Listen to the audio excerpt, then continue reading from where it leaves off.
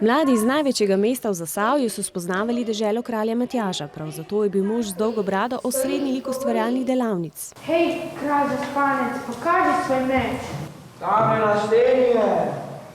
Kralj Matjaž je bil vsi se ga poznali kot dobrega kralja, ne bi spal pod peco.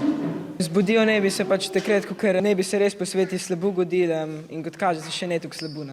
V času kralja Matjaža naj bi vsi ljudje živeli v blaginji, prav zato so mladi pekli posebne Matjaževe zlatnike. Pečemo piškote in jih zapakiramo in potem bomo prodali na sejmu. Denar pa šel v šolski sklad za učence v šolo narave. Na drugem koncu šole pa so bili zlatniki v obliki funštrca. Tu so knapi imeli in je seveda rudništvo tudi na Koroškem in zato je povedan, ker je rudarsko sonce, se tudi reče. Preprosta hrana. Dober je tudi.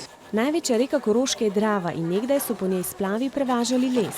V rek dol so les gor naložili, pa tudi splav so naredili iz tega lesa, so ga mogli spraviti.